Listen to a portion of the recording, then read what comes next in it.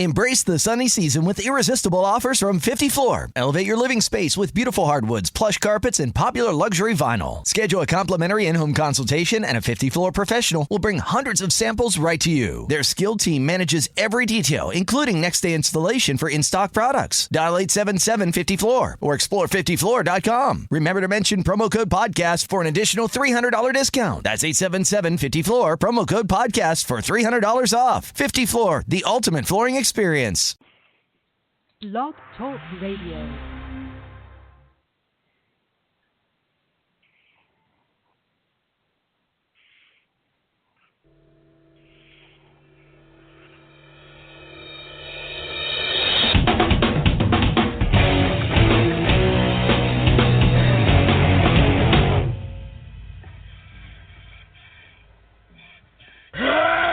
Now, what's that smell?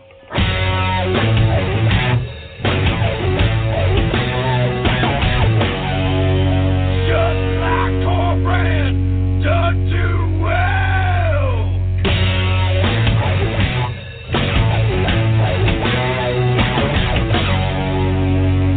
What you need, you know I got.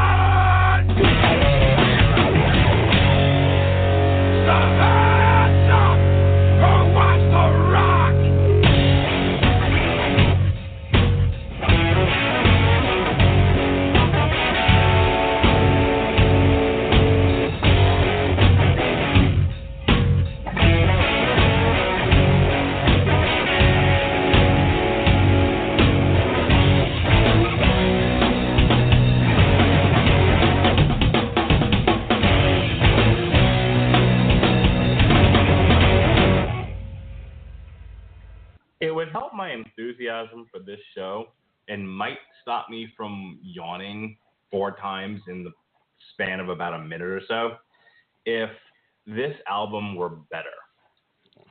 And I mean, it's not terrible. I don't even think it's bad.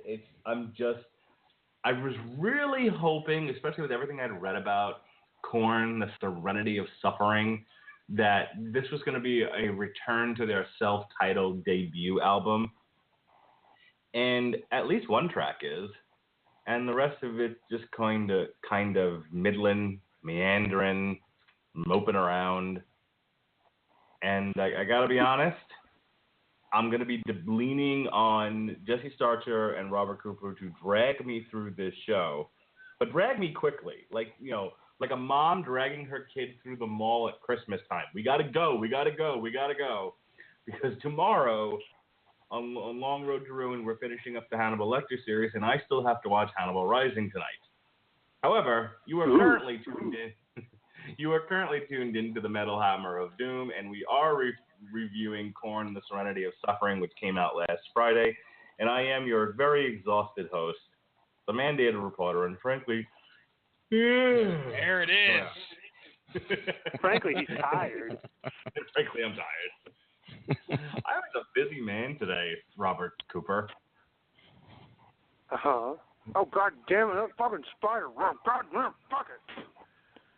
I was a very busy guy. I got home like an hour late from work tonight. That's how busy I was. There's a camel cricket in my fucking laundry room, and those things terrify me because they're like spiders, but they jump. All right, well, Robert Cooper runs from a cricket. Let me bring on the other, who hopefully isn't being harassed by pestilence. Jesse Starcher, how'd you do, sir? I'm doing well. Down here in the basement, though, I got a bunch of camel crickets in this piece, and I've named them all, though. They're all my friends. They don't bug me, so I'm all right. All right, I think we're going to end the show early. Like, I can't continue to do a show with 2 guys that are, either molesting or running from fear from fucking camel crickets. I've never molested a camel cricket in my life. They've always wanted it. Well, all right, there, Don. Calm down. Did you grab the camel cricket pussy? Right in the camel toe. Right. Someone give me a 5 on that one. High five. Thank you. Yes, I'm high-fiving you right now. Did you just high-five yourself? Yeah, maybe. It's what GDP would have wanted. Self high five. High five. Fucking white people. I'm so just ridiculous. Oh my God. Can you believe it, Melissa? These fucking white people. Yep, but crazy. That sounds like she was absolutely paying attention to you. So I'm taking my wife to go see Living Color this Saturday. They're playing at the Eat to the Beat Food and Wine Festival at Epcot Center here in magical Orlando, Florida. Which, by the way, if either one of you are interested in being an Orlando police officer, apparently they'll take anybody now. My cousin-in-law is the person who married my cousin. Apparently is overweight and has a trick knee, and he apparently got into the Orlando Police Department. Oh wow! I assume he didn't exactly run in, more hobbled. Yeah, kind of limped in like Kaiser Soze. But yeah, apparently the Orlando PD right now is just opening like police academy. They'll just open the doors to anybody and let them in because apparently no one wants to be a cop, especially in Orlando. But as I was saying, would you? Bath salt to mania is running wild, brother. That's Miami. They got regular drugs in Orlando. But I'm taking my wife to go see Living Color at Epcot, and I told her on the way there's a bunch of new albums coming out this Friday. I'm going to make her listen to all of them. Now, it's only like a 45-minute drive from our house to Epcot, but I'm still going to make her listen to 4 albums straight. And those albums are The New Helmet, Dead to the World, The New Crowbar, The New Dope album, and Testament, Brotherhood of the Snake. And what was your reaction to being forced to listen to those 4 albums? I'm going to strangle you in your sleep. Did you happen to catch that? Yeah. Yes, sir. Hey, at least you're not any woman I'd be in a relationship with. Because I mean, hey, there's a new Asphyx that came out. Everybody wants to listen to Asphyx, right? Yeah, sure. Yeah, Asphyx is awesome. And then you got Alcest, which I sent you guys Alcest because I wanted Mark to go to sleep. Actually, hey, that album is really good. If you want an album that you can just kind of sit back and just kind of melt into, great album. Real return to form for Alcest. They're French. I'll have to check them out. I was just going to say, I'll have to check them out. I don't remember you sending that to us unless you, again, I may have totally missed it though, so I'll look for it. All right, so this is our last show before Halloween. Next week we will be reviewing, of those 3 albums, the one that we've settled on here is Testament, Brotherhood of the Snake. By the way, quick aside, my wife wanted to know why I was so obsessed with the band Crowbar, so I told her, Google image the band Crowbar, and as soon as she looked at it, she was like, oh, now I see why you're obsessed with this band. They look just like you. Right? You look like Kirk Winstein's like Yankee brother. My buddy that I drove out to San Diego with back in 1998, we drove cross country from New York to San Diego, and then I kept going to Los Angeles.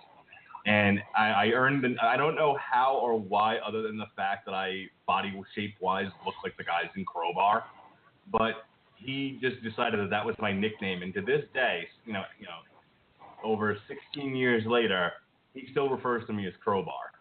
Like I'll post the concert that I'm at, like I'll be like, hey, I'm at Sister Hazel with my wife, shoot me, and he was just like, when are you going to see Crowbar? I wasn't even excited about the new Crowbar until I realized I think I have to be now, just because that became my nickname. But I've forgotten there was a new Crowbar, so that's good. That's good that you told me, so I can add it to my pile of shit that I'm going to go try and find cheap off of eBay and end up paying $13 for because I accidentally put $900 down on it. I actually read a review for the new Crowbar. Apparently, it's pretty good. Well, yeah, it's Crowbar. Oh, geez. Okay. So the point that I was getting to, if I ever get to a point, is that we will be reviewing Testament, Brotherhood of the Snake next week on November 2nd. And this is our last show before Halloween. And so because Jesse wants to make sure I stay on this show for as long as possible and not do as I just get through this as fast as possible so that I can get to Hannibal Rising, we're going to do a Casual Heroes bit, and Jesse's going to read from a list. And what list is that, Jesse? Oh my goodness! It's Halloween's right around the corner, so we've got to try and make this somewhat themed. Yeah, Korn is creepy enough, but we'll throw in some. We'll throw in a list. And what better way to celebrate metal on Halloween by talking about some of the top 20 heavy metal songs according to 105.7 The Hawk, coming out of the Jersey Shore. So I mean, if what we could do right now, if you want to go down the 20 and we'll talk about them, you're more than welcome to do so. We can intersperse them between tracks, however you want to do it, man. You want to go ahead and do the list right now, right? Like my wife says. I'd do it right now. Like my wife says every time we have sex, let's just get through this. Oh my goodness, Mark, you need must have been a while. Put a smile on that face, because I hear Hannibal Rising ain't that great, so you ain't got much to look forward to anyway. All right, so let's go ahead. I would have thought that joke got a bigger reaction, but apparently it bombed not only in my house, but among you two as well. So maybe I ought to lay off the jokes tonight. Well, I mean, I was waiting for somebody to chuckle at my response, and there was those crickets. I don't know. I don't know what went. Oh my! Just get going, Jesse. Let's do this. The Metal Hammer of failed jokes tonight. Typo negative. Black number 1. Starting on a Halloween song. That girl could have dyed her hair at any time during the year. Well, that's true. All right, then. Actually, as I'm thinking about the lyrics, I'm gonna pull them up real quick. There is a bit where they go, "It's All Hallows Eve and the moon is full," so I guess that makes sense. There you go. Coming up next, a classic. Wait. I'm waiting. Wait. All right. I went looking for trouble, and boy, I found her. She's in love with herself. She likes the dog. Let's see. Oh, yeah, here it is. Now it's All Hallows Eve. The moon is full. Will she trick or treat? I bet she will. She will. Happy Halloween, baby. All right. He allows it. He allows it. The judge allows it. It meets the parameters. Hashtag parameters. All right. Hashtag me. Though I will say this. I still contend that the girl in this song could have dyed her hair at any other point in the year, and the song still works. All right, sir. Up next is an absolute classic, in my opinion, straight off of the Grand Theft Auto Vice City soundtrack. That is Ozzy Osbourne's "Bark at the Moon." Yeah. Yeah. All right. Yeah. It's a great song, but I don't know what that has to do with Halloween. Once again, it's not certainly not about werewolves or anything like that. I mean, I guess it's creepy. Like they're doing the thing where it's like Halloween, but like it doesn't have to be about Halloween. But if it's creepy enough, like yeah. All right. I mean, technically, the Monster Mash is just about a bunch of creatures kind of sitting around in a graveyard. They never mentioned Halloween. Well, not for nothing, but the Monster Mash is a graveyard smash. Indeed it is. Indeed it is. I can't quote the other lyrics because those were both of them. All right. So here's Bark at the Moon, right? Screams break the silence, waking from the dead of night, vengeance is boiling, he's returned to kill the light. Then when he's found who he's looking for, listen in awe as you'll hear him bark at the moon, ah, ah, ah, ah, ah. And this goes on and on. I don't get the connection to Halloween here. It's creepy. It's a good. I mean, I think I would have it on my playlist for a Halloween playlist. It's practically a thrash metal song. Wait a minute, it's practically a thrash metal song.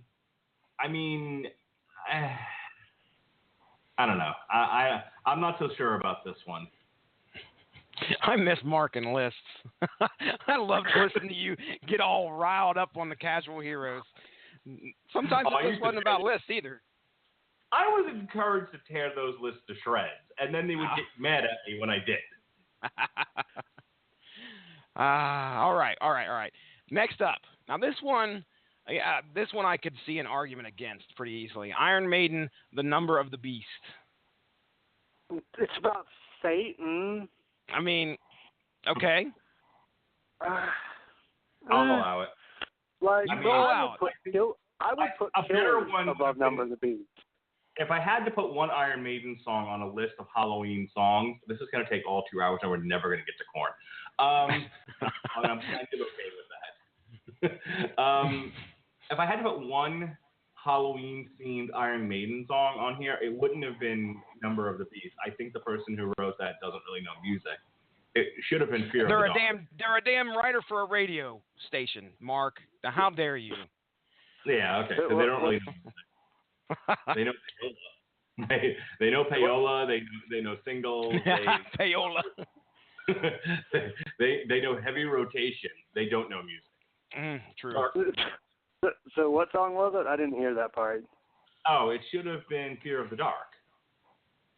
Oh yeah, Fear of the Dark's a good one. Murders in the Rue Morgue, Killers. Both of those songs you can fit into a slasher genre.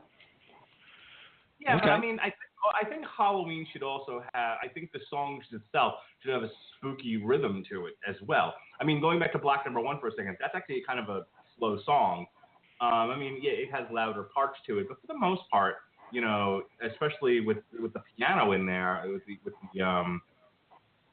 the piano playing, it has a creepy feel to it. That's why I'll allow it. Fucking Bark at the Moon is a thrash song. There's nothing creepy about it. I'm sorry, Ozzy Osbourne laughing, it's like Grandpa telling you a joke, kind of like I did a few minutes ago. It's nothing creepy about it. Okay, but fucking Fear of the Dark is creepy as shit. Yeah, it is. Okay. Next up, King Diamond. Can you guess what the title of this song is? A Dangerous Meeting. Is it Grandma? Abigail. Halloween. Oh. I really can't argue that one. Shit. I have to argue that. Halloween. King Diamond's pretty much his entire discography is like, all right, cool. Like, you could put that on the list and I'd be like, that's fair. Okay. Alice Cooper. Feed My Frankenstein. No relation. Feed My Frankenstein. And I got nothing. Yeah. And I've never actually heard that song. Wow. It's a good one. I've never been much into Alice Cooper. Like, I kind of, he's like a lot of bands for me. Like, I recognize him and appreciate him and think he's a great guy, but I kind of just skipped him for the heavier stuff. Does he have the syndicated show down in your area, Coop, where, like, on the classic rock station, he does, like, some kind of, apparently not, then. I'd assume you would know it right off the bat. Here's the thing. I don't typically have the radio on it in the evening because if I'm at work and not listening to the radio. I think I've heard it once, so that's a yes. Okay. All right, Kiss, Unholy. This is a song I do not know. Okay. All right. Yeah, I don't know that song either. I mean, have you guys not heard it either, or is it something you guys have heard before? Let me see what album this is off of. Say that was Unholy. Well, I can tell you, I'm looking at the Vivo video right here. Revenge. Cool. They have no makeup on, from what I can see. Yeah, that was actually a really good album. So I've never listened to it. It's a good album. I'll allow it. Rob Zombie. Dracula.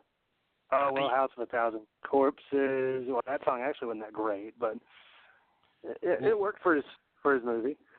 Living Dead Girl. Okay. Yeah, that's absolutely. All right. Halloween, which is this is another group that I haven't ever listened to before. And I think you guys have talked about. You've never listened to Halloween? No, yeah, I've you're never. Really they actually have a really good covers album. Check out. Their one that makes the list is titled Halloween. So Yeah. You need to go listen. I need to go send you their Keeper of the Seven Keys, parts 1 and 2. Great album. Yeah, that's really good. okay. Slayer. Dead Skin Mask. Skin Mask. Yay! I finally got a guess. Really? Not Rain and Blood or Seasons in the Abyss? Dead Skin. Isn't well, Dead Skin Mask is, to fit your criteria, it is creepy. It's fairly slow for Slayer, and I'm pretty sure it's about which serial killer. All right, I'll allow it. Which serial killer was that, though? That's going to bother me. What are you talking about? An actual serial killer? Yes. Okay, not Michael Myers or anything. You're talking Hannibal about an actual. No. Okay. Is it Hannibal Lecter? This is a real person. It's a real person. Hannibal Lecter? Let's see. Hannibal Lecter's not a real person, is he? Ed Gein. There you go. Okay. That's what I thought it was. Are you sure it's not Hannibal Lecter? Moving on. Next up, Judas Priest. A Touch of Evil. I'm not aware of that song, so I don't know. We'll be talking about these guys pretty soon. I'll see if you guys can guess what it is. Metallica. Ooh. Metallica? Metallica made the list. Oh, no, wait, let me think. Metallica, creepy as shit. Creeping Death. Nice. Creeping Death. Yep. Was it Creeping Death? It is. It's Creeping Death. Well, that's a great song and all, but that's about the angel of death coming to kill the firstborn, and the firstborns in Egypt. Mm-hmm. I would have also said Ride the Lightning, by the way, considering it's about killing someone in the electric chair. It's a good song. Yeah, they really don't have a whole lot of creepy songs. I'm trying to think. Take Death, and I'll take Ride the Lightning. Neither one of them are particularly creepy, but at least I think thematically they have more to do with Halloween than fucking Bark at the Moon does. I don't know. I feel like that was their. I guess that was their quota for Metallica. Like, you had to put one. Okay. Now, if I don't get The Conjuring by Megadeth in this, I'm going to be mad. Ooh. Well, here we go. Up next, Slipknot, and they got a pretty wide library. Yeah. But I don't know the Heretic Anthem, which I don't know that one at all. Oh no, the Heretic Anthem is a fucking bitchin' Slipknot song. Hang on, before she goes to bed, come here. All right, what is the creepiest Halloween song that you can think of? I don't know creepy songs. All right. Is there a good like? Oh, you do know. I mean, like the most intense hardcore Halloween song I know is "Halloween" by Dave Matthews Band. Go to bed, Melissa. But I was I've not heard that one. Don't listen to that stuff. Boo! What were you watching when I came home tonight? Halloween Town 2, Return of Calabar.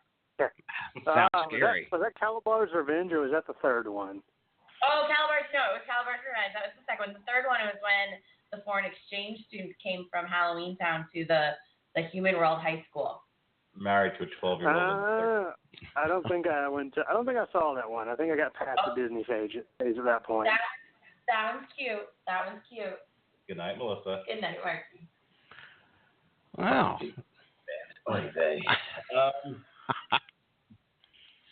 All right. Where were we? Heretic Anthem. Yeah, the Heretic Anthem is fucking awesome. I believe that the lyrics go, if you're 555, then I'm 666. What's it like to be a heretic? I'll take that one. Okay. It's a good song. Next up, Motley Crue. Who wants to take a guess? Yeah, there you go. Yes, Shout the Devil. Duh. There you go. That one automatically gets associated with anything horror or Halloween related, just because it came out around the time that Nikki Sixx was like deep into Satan worshiping, and actually may have or may not have conjured a demon. Oh my gosh. It depends on how much you believe his retelling of the events but like him and his girlfriend were really into Satan worshiping, and they may have conjured something, or they may have just been high on heroin. One never knows. And they really may have been into opioids. But I mean, All right. heroin doesn't necessarily make you hallucinate, so that just makes you feel good. Got to feel good. Anyway, Feel good. Rob Zombie makes the list twice, by the way. oh, I hope he makes it as White Zombie and not fucking another Rob Zombie single. American Is it Dracula? Witch. No, it's American Witch. Okay. Misfits, by the way, you guys already mentioned this. They did make the list. Halloween? And that is Halloween. That's right, man.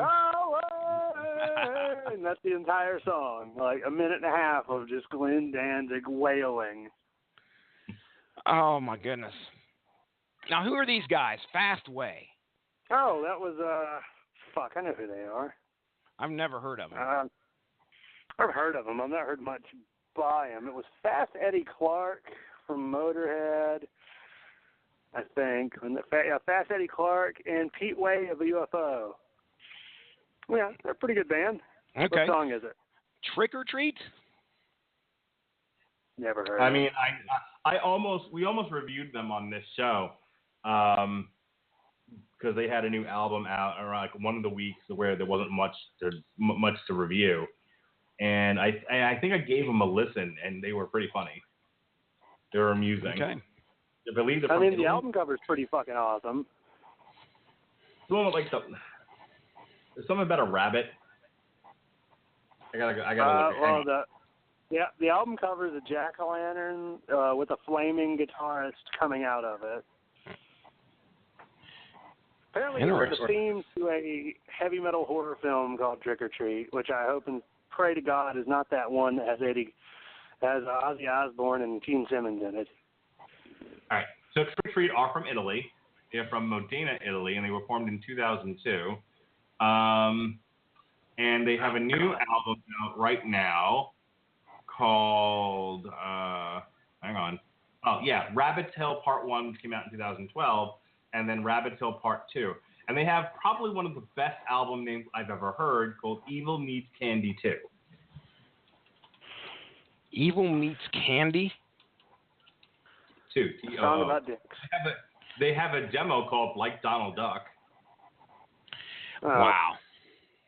Yeah, and yes, that movie, that Trick or Treat, the Fastway album, is indeed the soundtrack for a DVD that's been sitting at my buddy Nick, who I need to get on this podcast, house, that has Ozzy Osbourne and Gene Simmons on the cover, and they only have cameo appearances. All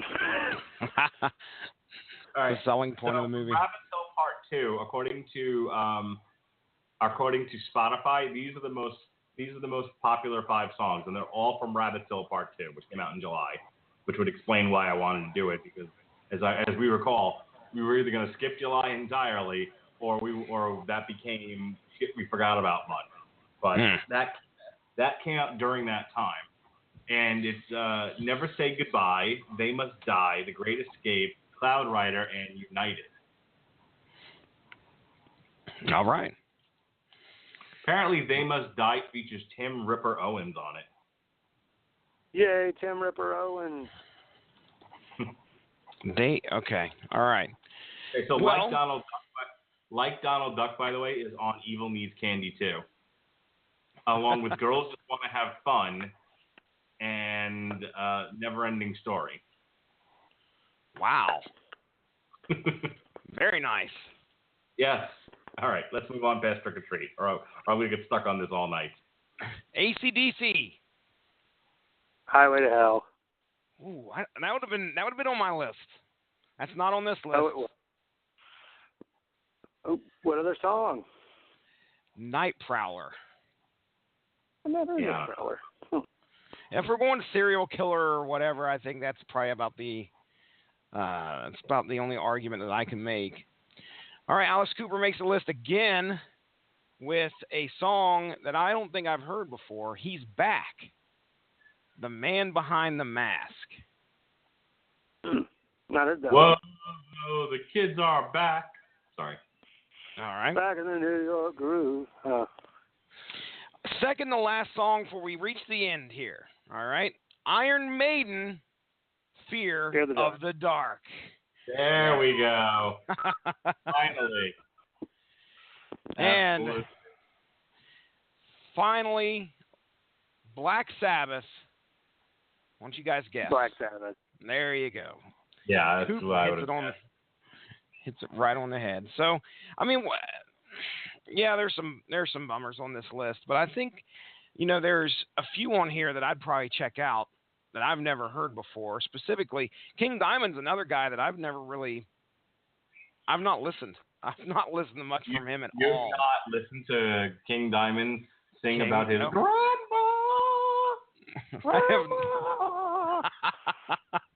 I have not.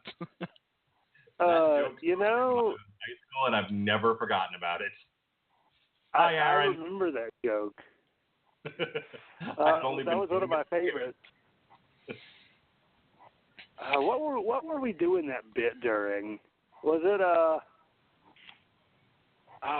what album was that? I don't remember at this point. I just remember you kept fucking. Was it Civil War? The Killer Angels? Because I remember you would, we started the song, and you would pause it every 5 seconds and go, Grandma! And I just fucking die laughing. And this went on for about a minute before we finally just played the fucking song. Yeah. That was a good list. Some surprise picks. Really, there were some that I really think they should have went with. Like, again, Iced Earth has the entire Horror Show album. Dracula, Wolfman, Frankenstein, everything. You got a whole album and you didn't pick one. And you didn't put The Conjuring by Megadeth, which is it's a good one. Creepy song, and Dave Mustaine won't play it because Jesus. All right. Are we done with this now? Yeah, we're ready to move on, man. Happy Halloween, everybody. All right. Yes, happy Halloween from the Metal Hammer of Doom. All right. This is Korn's latest album, The Serenity of Suffering, came out last Friday. Allegedly, this is a return to form. I beg to differ to a degree. We're going to play this first track here. It's called Insane. It's probably my favorite track of the album, and after this, it just goes steadily downhill. So here we go. This is, I'm not asking you guys your feelings about Korn. You can let me know that as we listen to the album. We gotta move on here. Moving on. Shoving right off, here we go. Insane.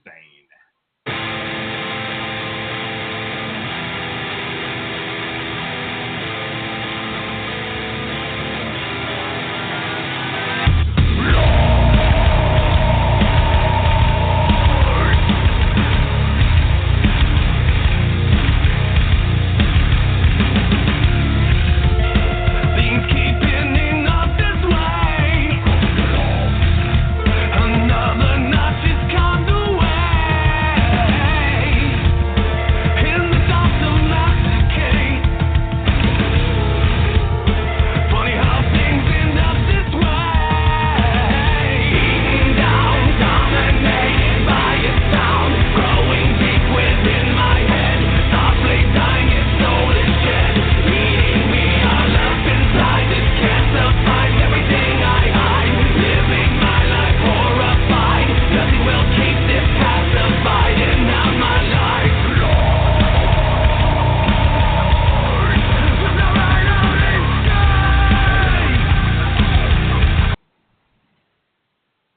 So that reminds me a lot of their self-titled album, which I really, really liked. I was a huge fan of Korn when that first came out.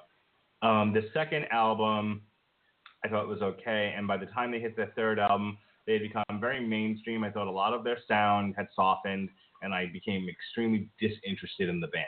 Now, some of that I can probably blame on my penchant for being too cool for school back then and just rejecting them because they were mainstream.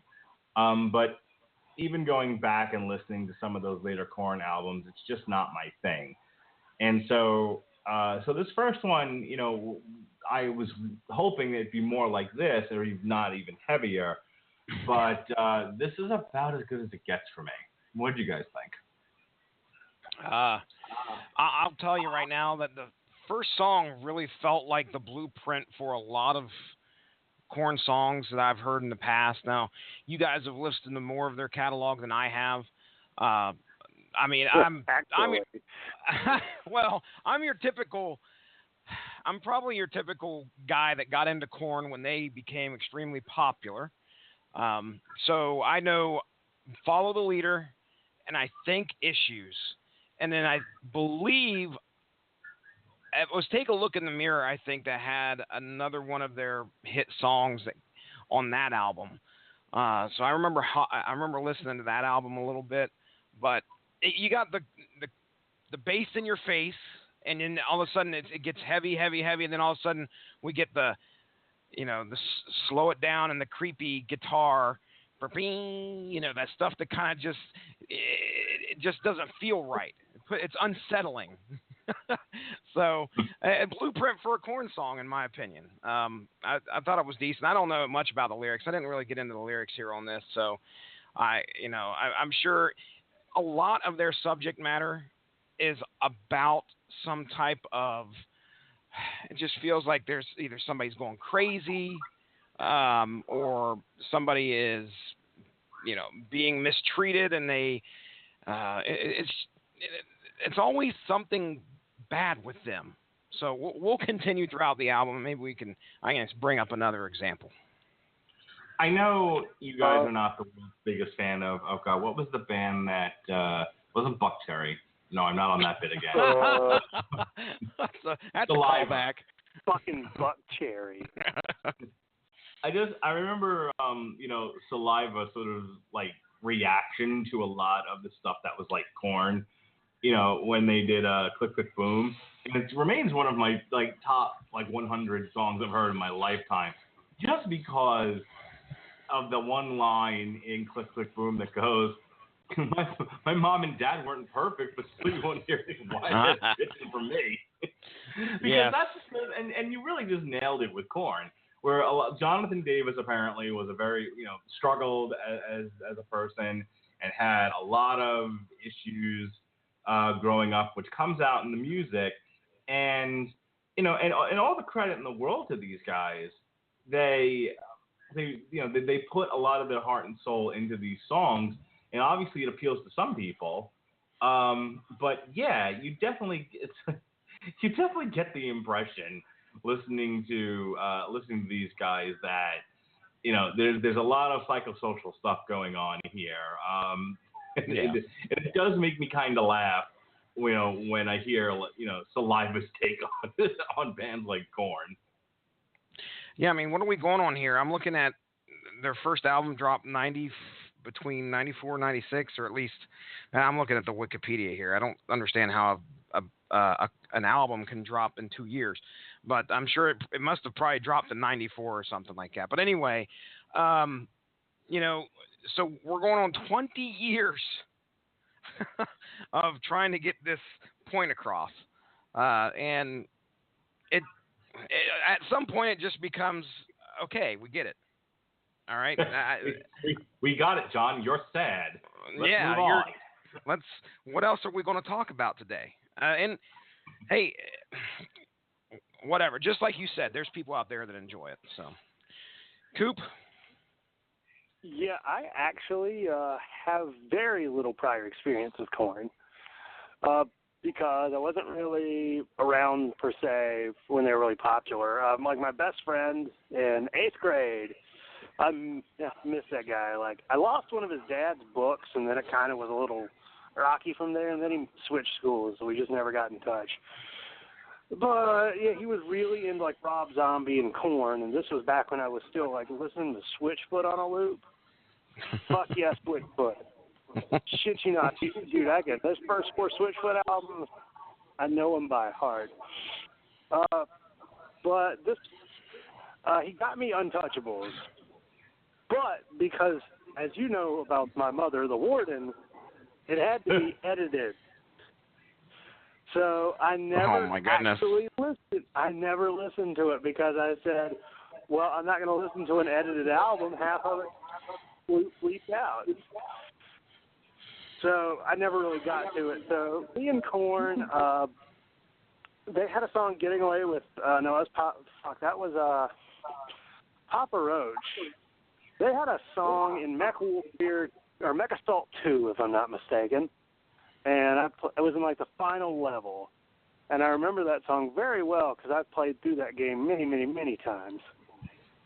It's a shame I never went. But what? I thought somebody said something. Damn it, cat! Get out of my fucking! I got a cat in my lap. And we now have a parent by Rob's cat. Yeah. Oh, dude. My parents are on vacation until tomorrow morning, so I'm just have the house to myself. Why aren't you throwing a party? Party. Go off this podcast. Go throw a party. Get a keg. Well, once I'm done with this podcast, I'm going to go to my best friend Nick's house, and we're going to go watch part 3 of Dario Argento's Three Mothers trilogy, The Mother of Tears. Yeah, I'm probably going to get a sandwich or something, and I'm going to watch that. Yeah, I'm going to get a sandwich and some Mountain Dew. I like you a lot. Like say some things, and I just want to beat you up and yell nerd. I mean, that's. I mean, let me be honest. I've tried to get some girls over here, but either they're not interested, or they're busy, or they're gone. You know, something to that degree. So no, I have tried to find people to come hang out at my house with me, but everybody's either like third shift, not interested, or I wouldn't ask them because they'd say no. But yeah, Korn. Back to that. Twisted Transistor is an awesome song. Love Twisted Transistor. But beyond that, really just, I don't know a whole lot of their music. I know their reputation. I know songs here and there. Really, I just kind of know their influence. Like, listening to this first song here, I'm like, wow, you know, I really hear that first Slipknot album, the self-titled one. I'm like, I hear a lot of that in there. And then I kind of go back and think about, well, yeah, considering time period, Korn came out, and weren't they about 94 was their first album? Yeah, 94, 95. That had to have been, because I remember going to see them when I was in college, and I graduated high school in 94. Yeah, so like it was in that mid-90s, or really that first boom of nu metal. But this album here is more or less kind of new to me. I know this is their first album, is it their first album with Head? No, second album with Head. Because their guitarist Brian Head Welch, I know of him and his drug problem. Poor guy. But he's back and kicking and loves Jesus, I think. But this song here, judging by that, I really need to go listen to some older Korn music, because this song here, it's got sort of almost like a dangerous element to it. Like it's got that danger, that violence. And it's almost intoxicating in a way. You know, you listen to it and you kind of want more. And unfortunately, not all of this album really hits on that. But No. this is a really good song to, one, be your lead single, which it is, and two, to start your album. It really gets people pumped. All right, let's move on to the next track. This is Rotting in Vain.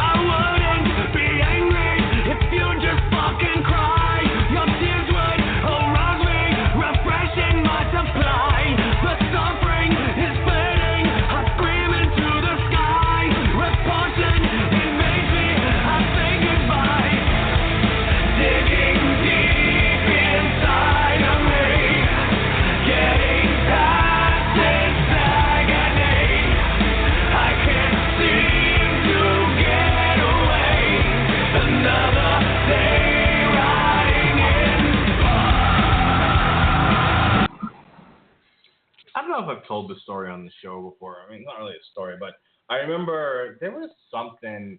It might have been like Everclear or yeah, it was Everclear, and it was a radio station playing "Father of Mine," and at some point in the song, the lyrics are talking about like how his father left him or whatever, and you hear what appears to be an African American woman suddenly come into the song, going, "Stop crying, white boy."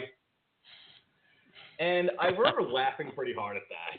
That was much funnier than this song is about my big fat ass, and then the radio station playing Far Behind. And every time I hear something like what I just heard, that's all I can think about is like a black woman should have just walked into frame and yelling, "Stop whining, white boy." I mean, we go from something as sort of frenetic and, as Robert put it, sort of dangerous and violent as insane, and then we get to this one and we're back to whiny Korn again. Yeah. I remember catching this single, and I didn't think it was that bad. I enjoyed it. It showed up on some Spotify mix, and I was like, hey, Korn's going to be coming. They dropped this one, I think, I don't know, it had to have been at least a month ago, I think, or maybe even more, prior to the album. And we didn't get to it, but I believe he does his Taz impression in this one. Which I don't know if that's a staple on every album, but it sounds like an angry dog. Oh, you stop! I love the Jonathan Davis scat. That's like the best part of the Korn. And you know what's funny? My new manager, like, we've talked metal a little, and he thinks Megadeth is rock, and I've told him he's wrong. But he's like, that part, like that part in Korn where Jonathan Davis just kind of goes off the handle, and I'm like, yeah, just kind of act like I know what he's talking about, because I don't want to sound like I don't listen to Korn. Come on, you don't get to talk. I want to lose face. No. I'm like, yeah, man, totally. And now I know what you're talking about. Yeah. Yeah. I've always known it as the Jonathan Williams scat. I love that. I think it's great. Oh, it's definitely. And I wish there was more of it. He's got to be doing Tasmanian Devil. That is. Tell me I'm not crazy, because I swear that's actually, I've heard that before. Like, he is trying to do a serious impression of him, and at least in one of the earlier albums, I think it was. I don't know if it was mentioned or not, but anyway. So I think it makes an appearance every once in a while on the albums. All right. Anything else about this song? I mean, I clearly thought it was just meh. I like it. It existed. The existing song. Got about 11 more of them. What can I say about the new Korn? It exists. There's no denying that, and we aren't wrong.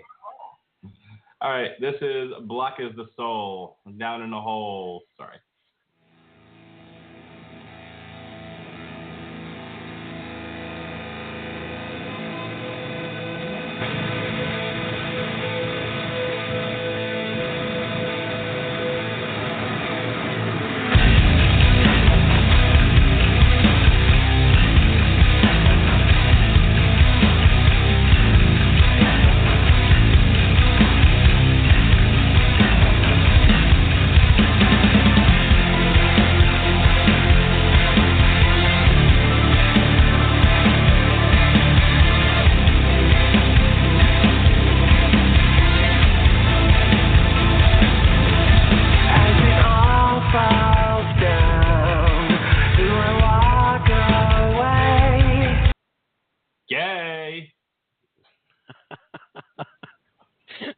How their grandma is.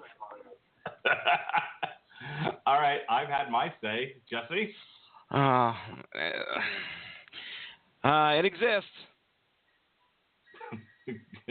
I almost called you Jonas. Coop? Is this the song that had that killer? No, it wasn't. There's one song on here I was like, yeah, you know what? When we get to that song, those drums really deserve a shout out. This was not that song. I hope not, because I only played like 30 seconds of it and gave up. Like this song was really, it was fillery, honestly. Black is the filler. I don't know. If you're Korn and you're this nasty heavy metal group, you know, known for these wild and crazy songs that kind of, you know, took the genre of music that was popular at the time and, you know, took it to another place, why would you, like, as you're writing music for this album, why would you think that's good? Like, you know, like they sit there in the studio and they record Black as the Soul, and everyone kind of looks around and goes, yeah, all right, we dig this. Yeah, no. How do you walk away from that, listen to it, and objectively go, we've done a good thing here? I don't get it. I think it all comes down to... You could say the same... No, go ahead. You could say the same thing about Congress. Boo. Go ahead, Jesse. Oh, come on. That was a good one. Remember to vote, folks. Remember to vote. Vote early, vote often. There you go. Vote without pants. I always vote without pants. That's why the last time I went, they turned me to, actually, last time I went to go vote, I was like, nah, Mom, it's only 5:30. Nobody's going to be at the poll. You're a battleground state, buddy. Oh, this time, I think last time I voted for the president, I showed up at 2 o'clock and nobody was there. So I was like, cool. Yeah, I'm hoping this year I'm good because, I mean, I won't divulge who I'm voting for, but I'm definitely not voting third party because while it sounds wonderful and nice, no, thank you. You're voting for Trump, aren't you? I did just see a kayfabe news article that said only one of the candidates is in the WWE Hall of Fame. So the choice is obvious. I have a funny feeling. I was gonna say I have a funny feeling that was your major criteria. Which one of these people was a featured member of the WrestleMania lineup? There you go. And he hosted 2 WrestleManias out of the goodness of his heart and pocketbook. That's right. At Trump Plaza in Atlantic City, New Jersey. I just got to thinking, this really stupid thing. You think if Donald Trump ever gets really bad off, he's going to start trolling Trump sump pumps? That'll have a review, everybody. Yeah, I'm not voting for Trump. That God, like even if he is playing a character, which he should get an Emmy for this one. Whew, I had one of his supporters come into my work the other day. The reason I knew is because he had very large Trump stickers on his truck.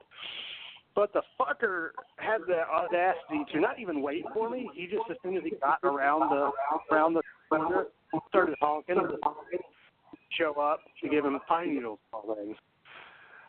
Guy was a fucking prick. I'm like, geez. Man, I know you're in a hurry because you got to make America great again, and you got an American flag pocket shirt. Like, if somebody's wearing an American flag as the main part of their attire, usually I don't take them very seriously. Make America great again, Coop. God. Yeah. I'm already making America great again. I'm doing this podcast. Oh. I can't blame you there. You know, why? I don't understand why you just asked the man that helps the Mexicans across the border if he's going to vote for Trump. I really don't understand why you did. You're going to kill my customer base. Nope, Lowe's just went under. What the hell did that go? What happened there? Well, least listen to a show in the history of the network. I'm gonna plant some of them on Depot. Oh, nice. Go, shut up.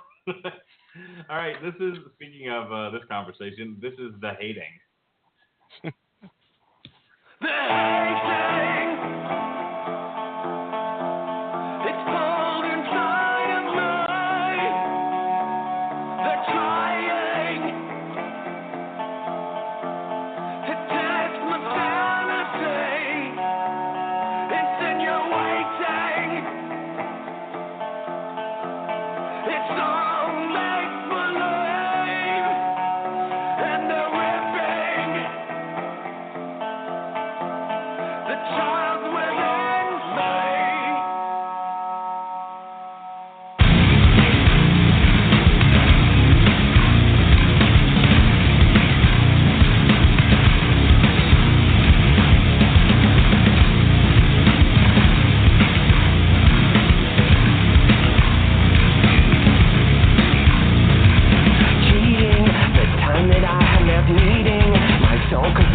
at giving all that I can give.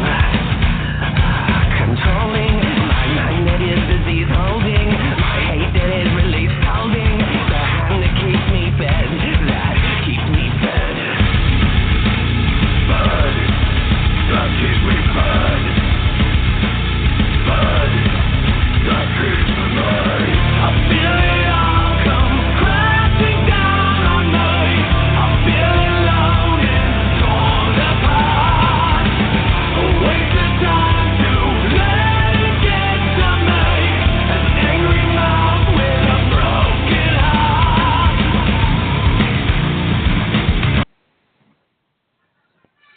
So I remember playing for my dad Johnny Cash covering Nine Inch Nails' Hurt. And shortly thereafter, I think because my father's a huge Simon and Garfunkel fan. Don't laugh. So's mine. I played from his cover of A Bridge Over Troubled Water. And when it was over, he looked at me and he was just like, "Did Johnny Cash die in the middle of that song?" I was like, "No, I'm pretty sure he finished recording it and died after." He's like, because it sounds like he was dying in the middle of it. It's kind of how I feel about Jonathan Davis and that song. Like, especially at the beginning. Like, when it picks up a little bit, it's not so bad. But, like, that whole beginning part, like those were his last words before he dropped dead in the studio. I think it's more commonplace than just this song and a lot of his stuff. He sounds like he is... there's something wrong with him. Seriously. Well, have you read his lyrics? Well, I know, man. At the end, I just hopped on to whatever lyric site I'm on here, and I thought at the end of this song, the last phrase was, "They're raping the child in me." I was like, well, that just, that's classic stuff right there. But apparently, according to this, it's "they're ripping the child within me," which... that's not better. Oh, no. Doesn't sound much better. But when you compare to what we listened to last week. Oh, man. Hardcore hugging. I showed my friends that. And they thought it was the greatest fucking thing ever. It is the greatest fucking thing ever, man. That album, that might make the list at the end of the year. I'll tell you that much right now. Yeah, I was really impressed. There's going to be a fight between the three of us over, like, who gets to pick the Lordy song for their three things. Well, I'm very close to picking Let's Go Slower He-Man as one of mine. Oh, it's good stuff. Great stuff. Great stuff. That was a good week. Folks, go back in the Rattleation Broadcasting Network archive. Check it out. Lordy, The Terror versus Demonarchy. Now, back to Korn. As for this song, for me, Mark, you said it feels like it goes downhill from the first song. There's a lull in the middle of this album for me, and then we pick up towards the ends. And this is one of those, what are we, song 4? I'm not impressed too much with the middle of this album, so that's my take on this song. This is I gotta say, overall, this was very disappointing. I was excited to review a new Korn album, and after everything like I said before, everything I read about it was like, oh my God, if you've hated the last couple of Korns, this one's a return to form. They are back, ladies and gentlemen.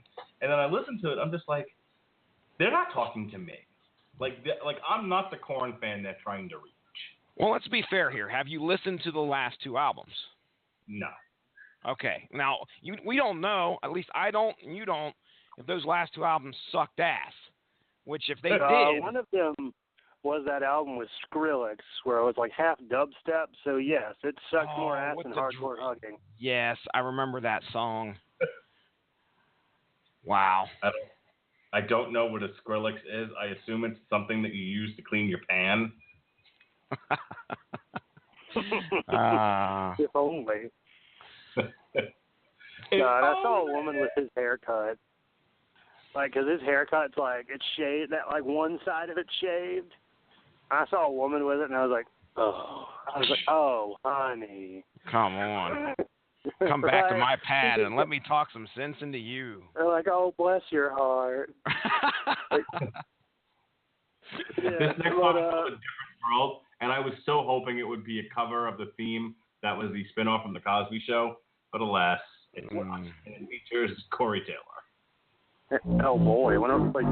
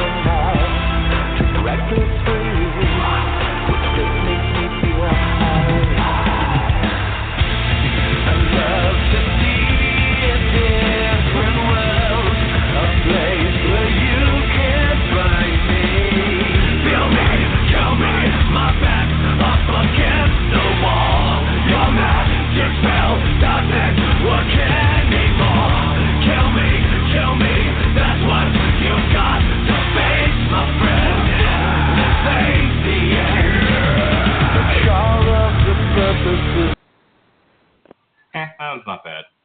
It's not great, but it's not bad.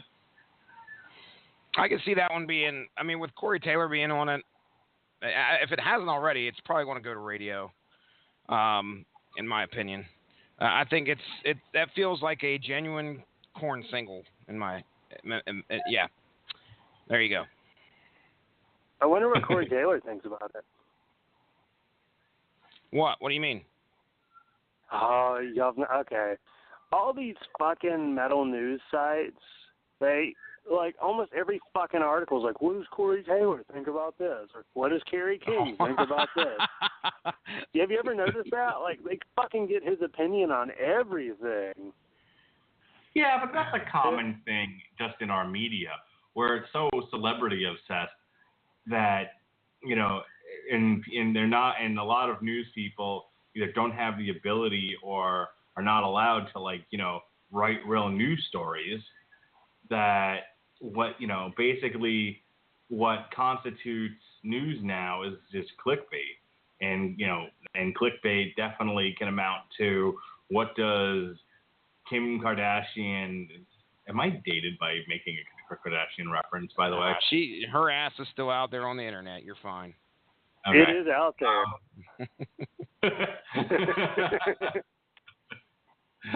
Waka waka. But you know, so it's like, oh, what is Kim Kardashian? Because there are people who will just buy stuff with her name on it. You know, she's a brand. People are aware of her, and for some stupid reason, people care what she thinks. I don't think any reasonably intelligent person does. But you know, we are not a country of reasonably intelligent people. Oh man. No truer words have been spoken. Look at our two nominees, and I dare you to debate me on the subject. Gosh. Coop? Okay, then.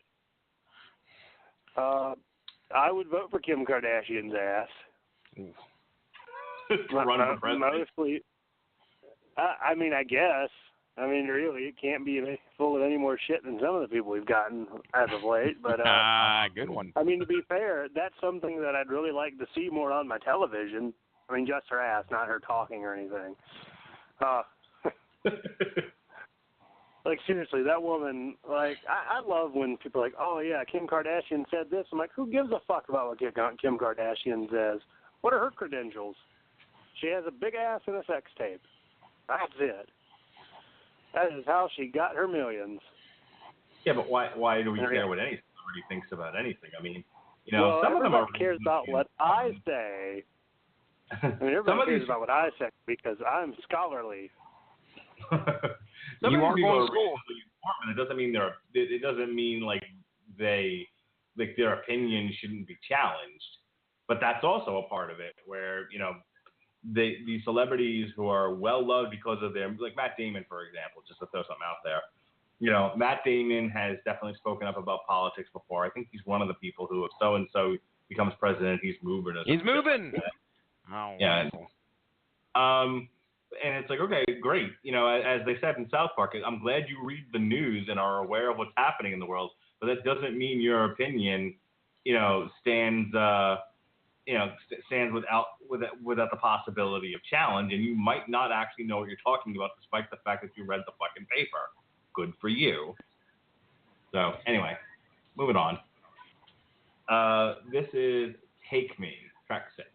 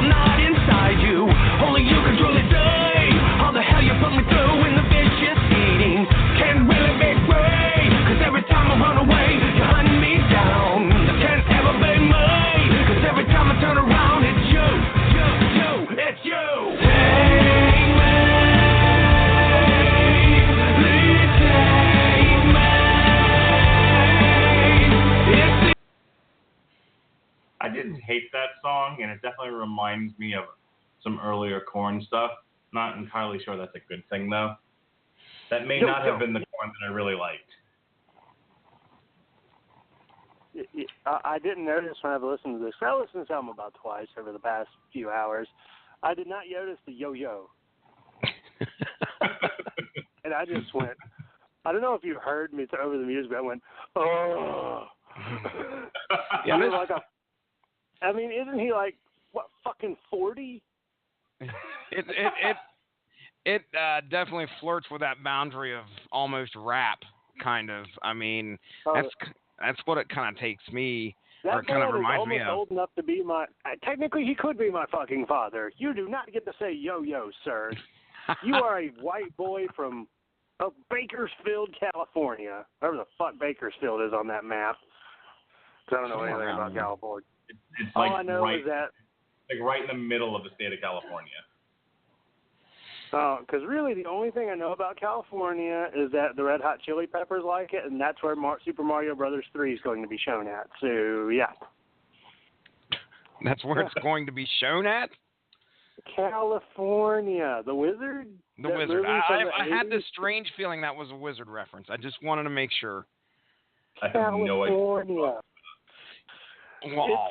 It was a shitty movie from the 80s where it was pretty much a Nintendo advertisement for their the Power Glove. It's so bad.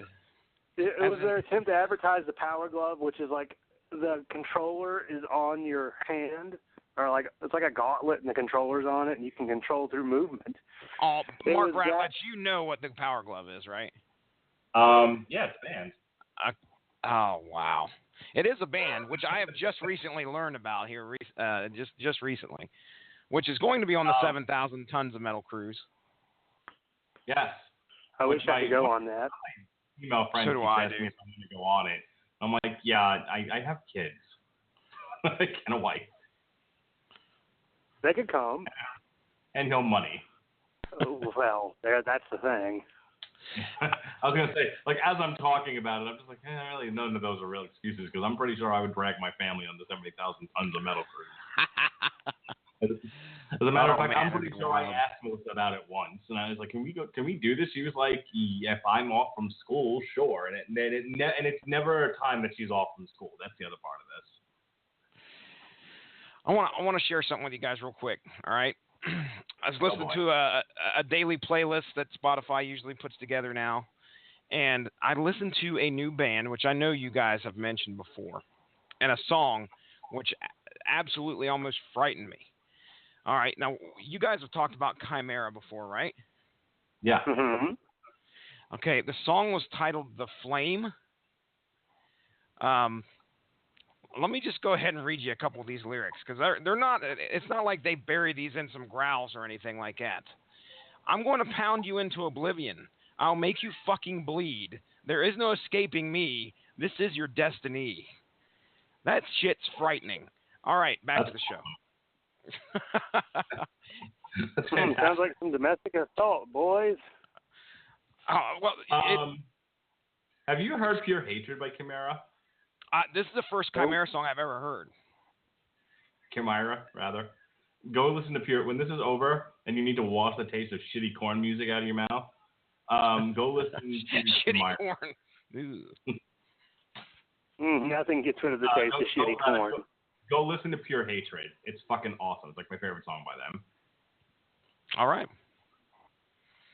So I added a whole bunch of Hatebreed and Five Finger Death Punch to our shared mix, because I just felt the need to be aggressive. Coop, you better balance that shit out. That's some bro stuff right there, buddy. You need to step it up then. Oh my God, I was in such a horrible mood yesterday. I'm like, I just need angry douchebag bro-tacular heavy. And it did. It until I got home and nothing made me feel better, and I just needed to go to bed. Yeah. Speaking of which, this is track 7. This is Everything Falls Apart.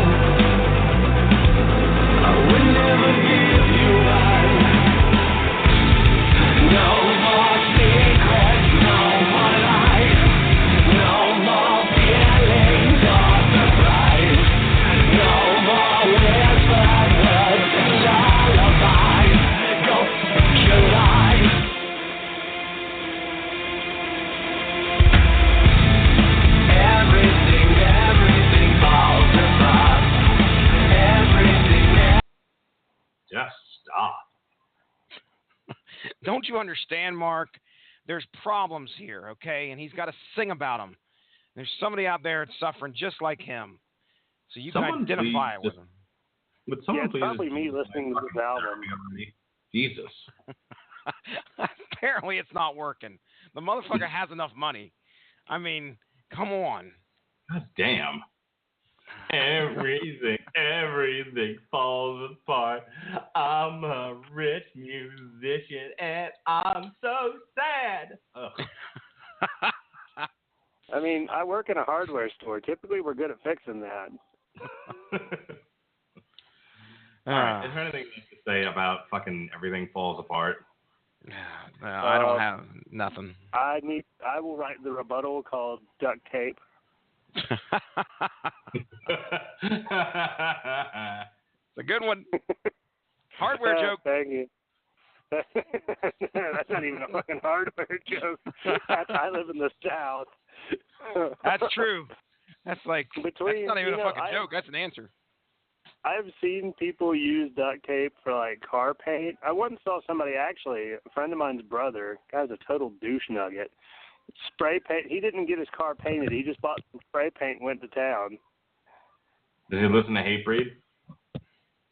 No, actually, he listened to a bunch of dubstep, but then he got into guns and Southern culture, and now drops the N-word all day, and Oh, wow. wears lots of camouflage.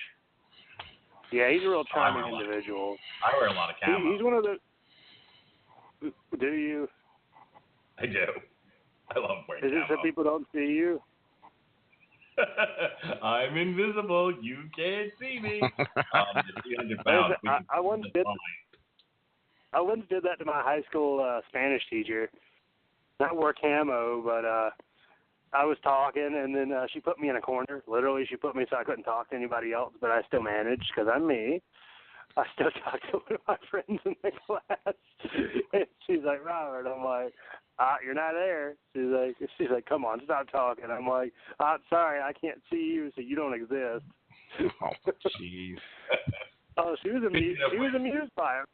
For once, object permanence came into play. Speaking of which, Jesse, I had parent-teacher conferences for my daughter last night, who's in kindergarten. We got her a report card. She's on level and satisfactory in her main 3 subjects, reading, writing, and math. And then in all like the little minor subjects like social studies and science and whatnot, she got all excellent. And Nice. I literally said to both my daughter and the teacher, you only got on level. Why aren't you above level? Oh, come on. Oh, don't make her kneel on rice, Rattledge-sama. What did you call me? I called you Lord Rattledge, actually. But, no, that's, in a lot of, like, Asian and Sama, S-A-M-A. It's a Japanese honorific. It means Lord. But, no, I'm sure you knew about kneeling on rice, but you knew about that one, right? Yeah. It sounds painful. It also sounds like where they. It is. It's both. It's where they don't do well enough, so they make them kneel on uncooked rice. Oh, I don't feel like that's appropriate.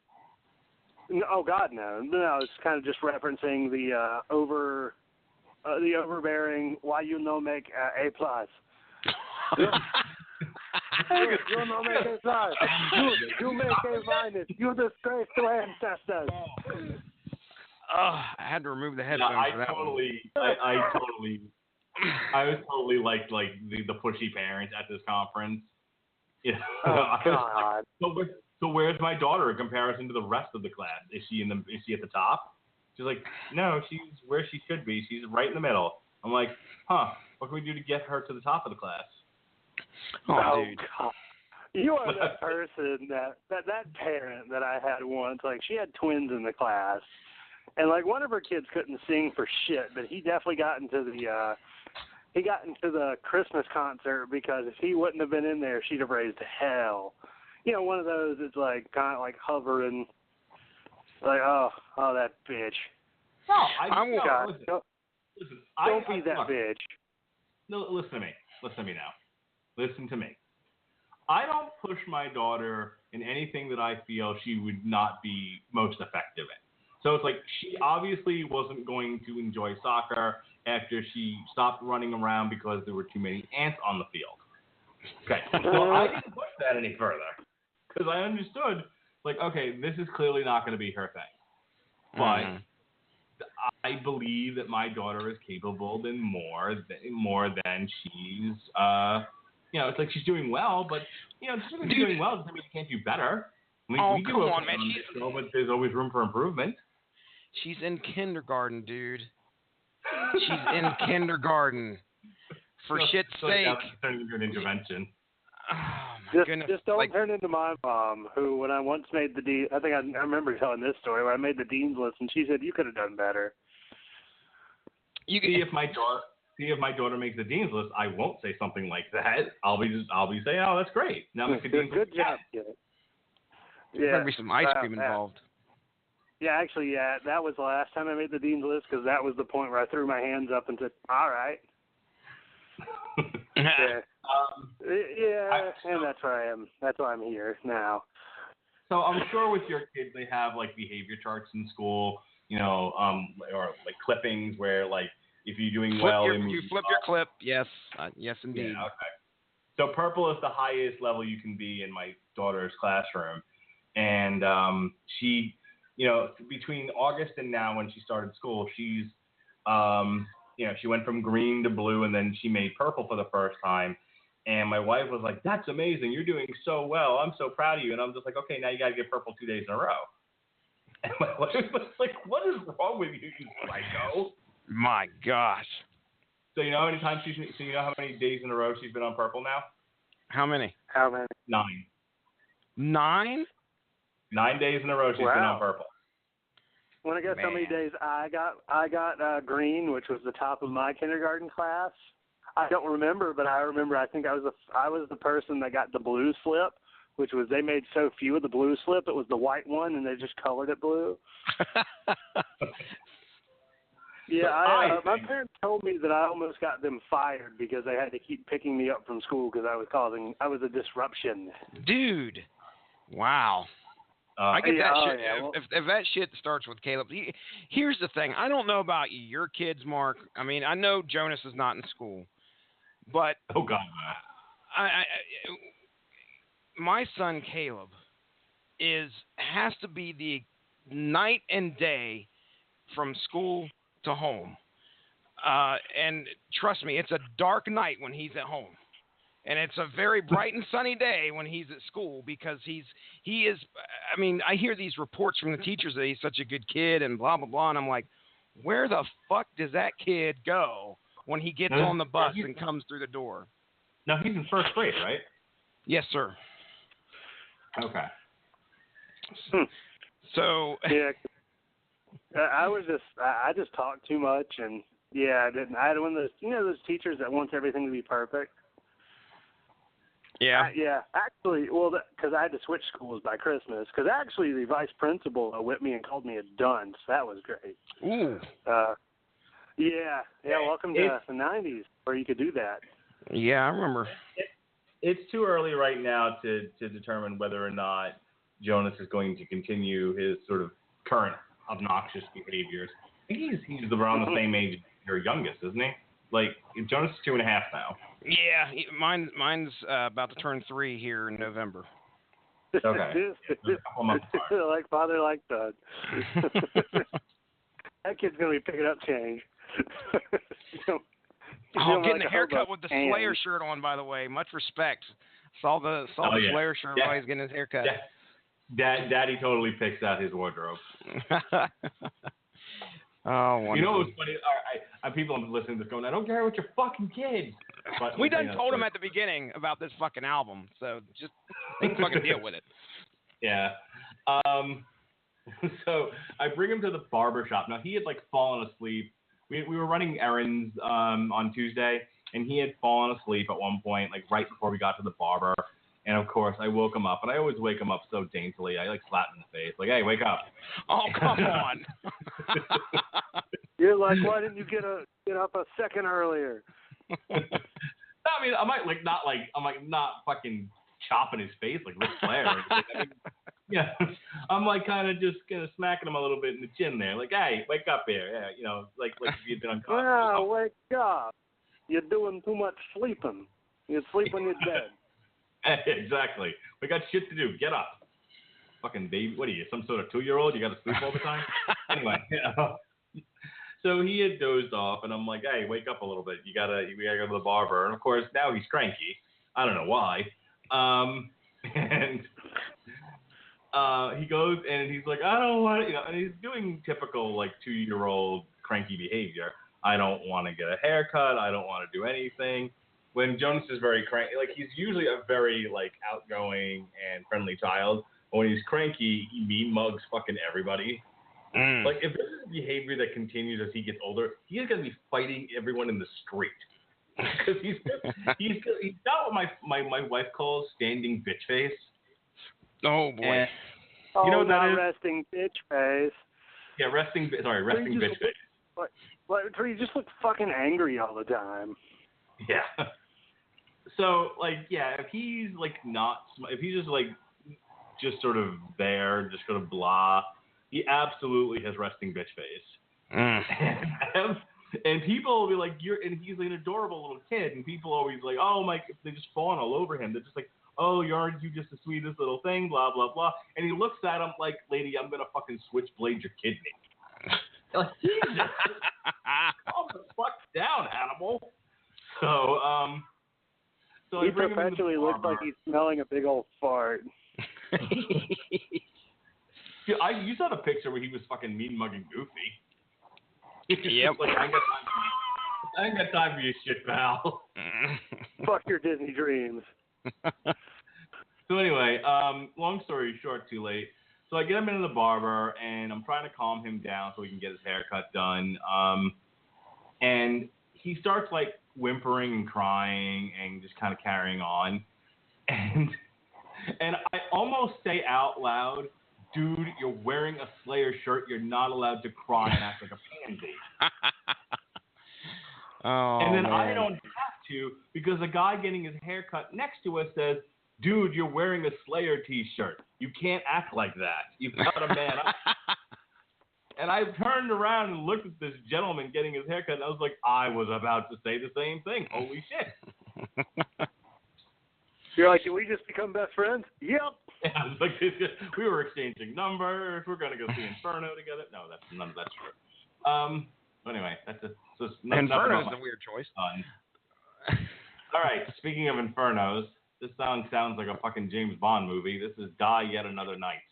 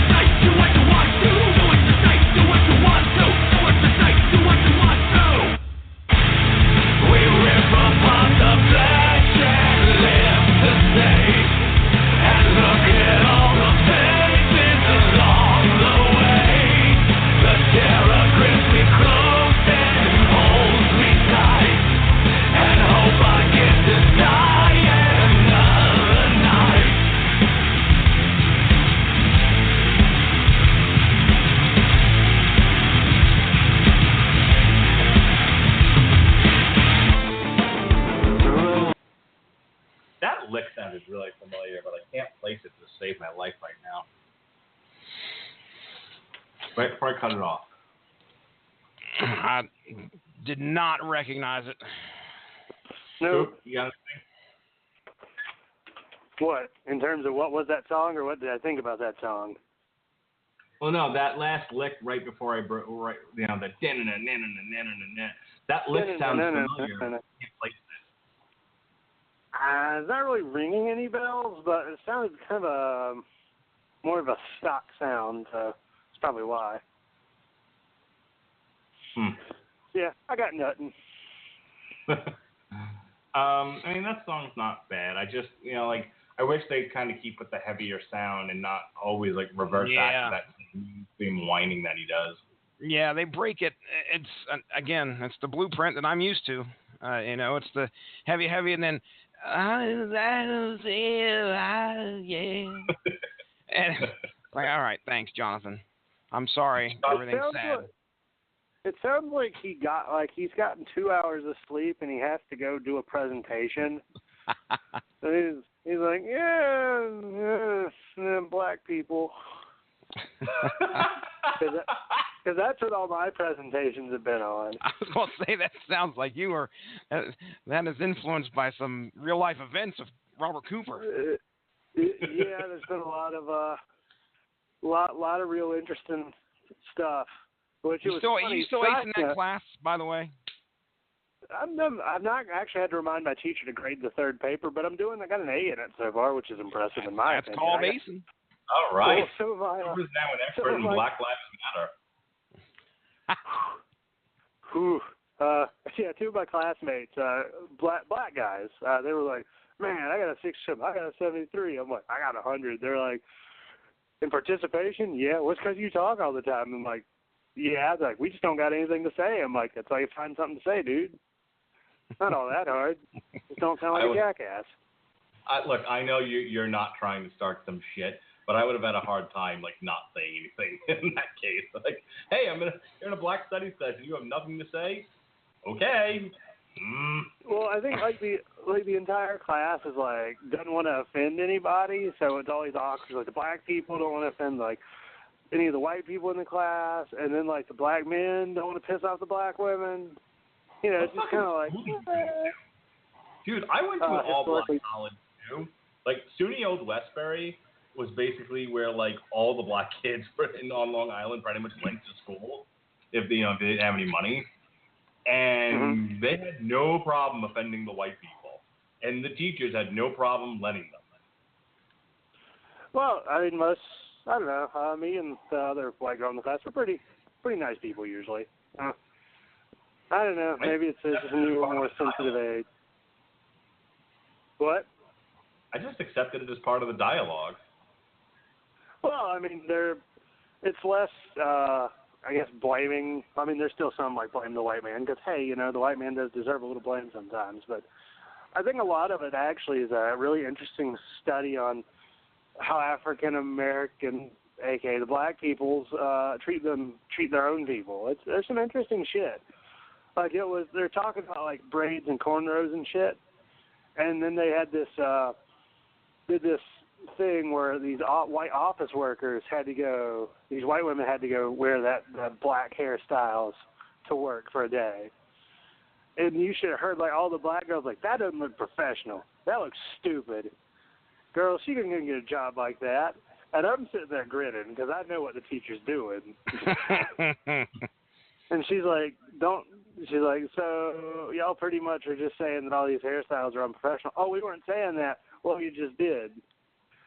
I'm like, I mean, there was some interesting shit. What was our last, I forget our last topic of study. It was, God, we had to watch a real long fucking thing I had to synthesize a 30-page paper on black hair and turn it into a PowerPoint. That was. Wow. It was like slavery. It was the connection between slavery and black hair. And it was really a lot of really interesting things when you get into like inside the race of light and dark skin and hair, and so there's some interesting shit to be had. But cannot think of a kind of. What was that? I cannot think of a subject I would be least interested in, or less interested in, rather. Actually, the least interesting subject was like our second day of class where we were just talking about some VH1 reality show. And I was like, all right. I'm like, I know who she is. That's cool. That's cool. That's cool. Like, that's cool. And I love when I get to drag the occasional white people heavy metal thing in there. Like, occasionally I do get to bring, white people. Like, I mean, it's not that you always, hell, half the time the teacher's like, no. But, you know, when I get those wins, I just like Titus O'Neil, I make it a win. There you go. Okay. Hoorah. Let's move on to our last three tracks here, and fuck, you guys dragged me into a 2-hour show. God damn it. And look what you got on the other side of this show, Mark. Oh, goodness gracious. You get to fight sleep for 2 hours because that movie apparently is bad. I want to tell you right now, I was just talking to Benjamin right before this show started, and he says, I'll quote him right here. He says, for now, I have to force myself to watch the last hour of Hannibal Rising. And of course, I told him your plight about how you were yawning 4 times before this show even started. And he says, I don't blame him. I fell asleep watching it last night and had to watch the first hour at the gym this afternoon. So best of luck, Mark Radulich. I'll be listening tomorrow. Well, I'll be listening at some point, but I can't wait to hear the show. Hey, our last show got like... Dude. Yeah, I saw that. the numbers. Like, Jesus Christ. Apparently Hannibal Lecter has quite the following. Wow. 200 and it was 250 plus, so that's pretty good. That's impressive. Within 2 days or a week? When was it? Yeah. Last Thursday. So that's damn impressive. Uh-oh. Speaking of yawning. This is when you're not there.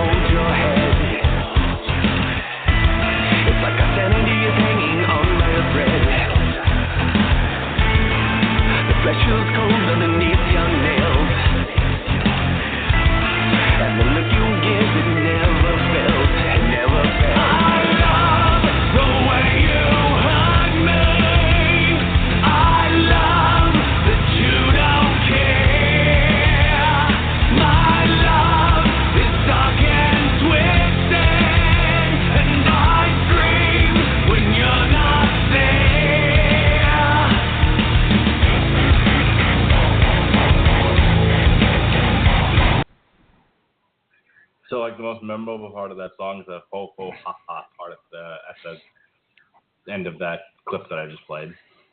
Always reminds me of Jason from Friday the 13th for some reason. New Friday the 13th. New Friday the 13th next year. Oh, man. I have not watched one of those in quite a while.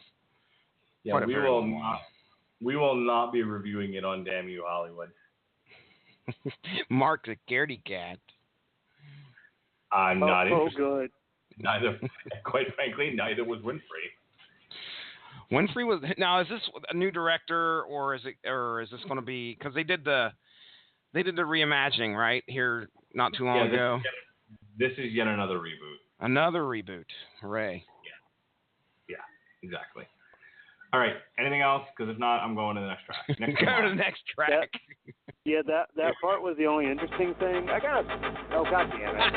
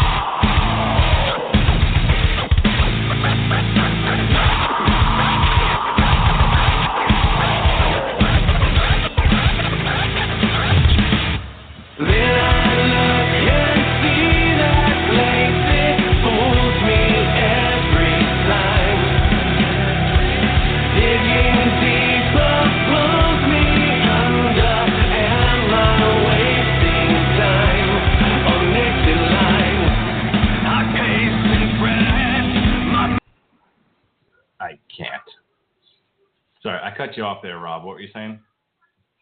I was gonna say on that song, the whole vocal part, the Jason sounded like that was interesting. Not gonna lie, the vocals on this album are kind of getting in the way of things at times. Like, yeah, because Jonathan Davis either sounds like he's dying or he's whining.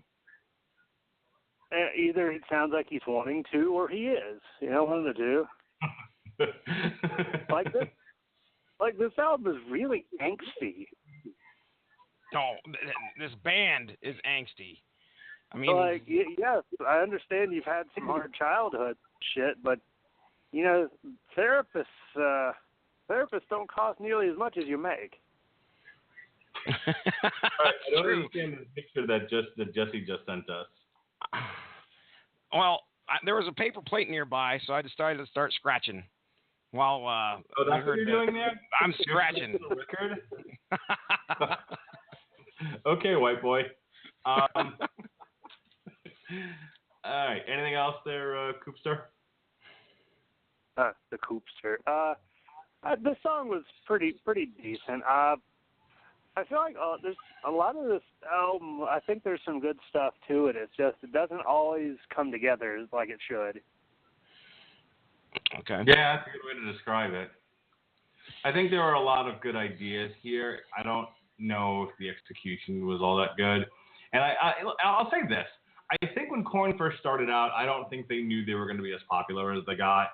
I mean, when I say like they, you know, if Nirvana kind of started the Seattle sound and the sound of the early 90s, you know, in a lot of ways, Korn kind of took the ball from all of the bands that came out between like 90 and 94, 95. And they sort of led the pack for the next couple of years. And I feel like there are bands that sort of make this decision that, well, we can't totally go back to our roots because we have, like, I kind of think about like Metallica in a lot of ways, where a lot of people got upset that Metallica had completely changed their sound. And the point that they were trying to make was, well, we have new fans now, and they don't necessarily want to hear "Ride the Lightning" on every album. They want to hear, they like the stuff that came out on Load and Reload. I'll admit I like the stuff that came out on Load and Reload too. Sorry.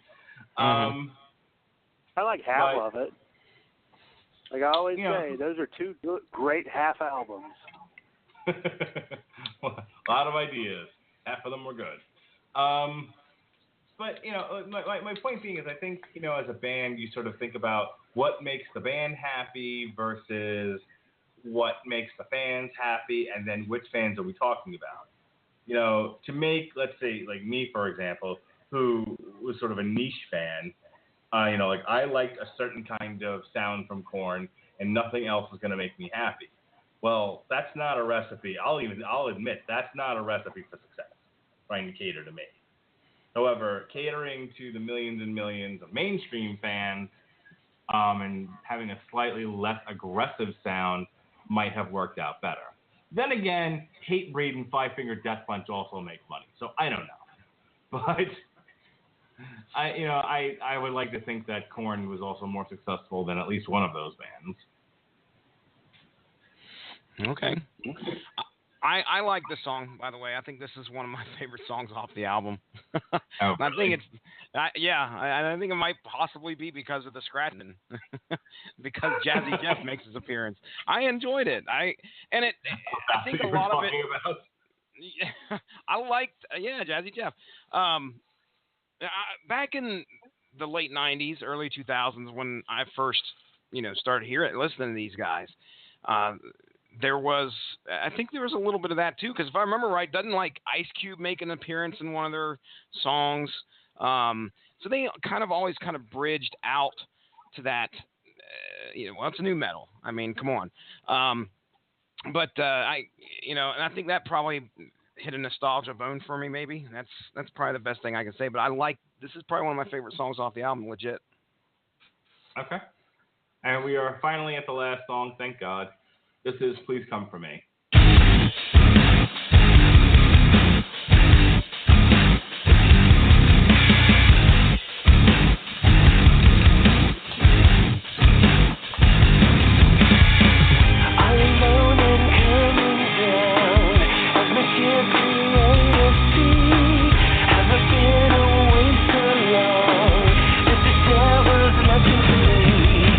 Right now, if you could see, right now.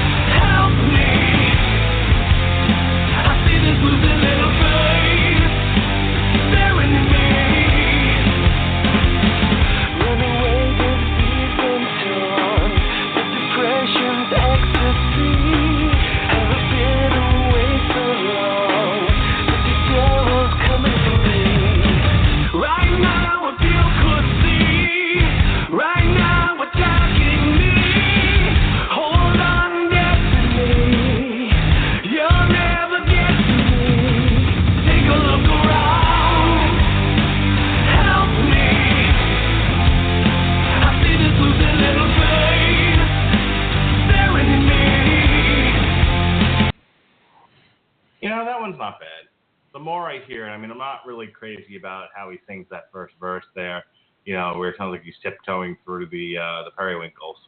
But, the rest of it, I definitely like the beat of the song. It's not a bad way to end it. At least it didn't sort of just sort of meander into the ether. I'll give my final thoughts.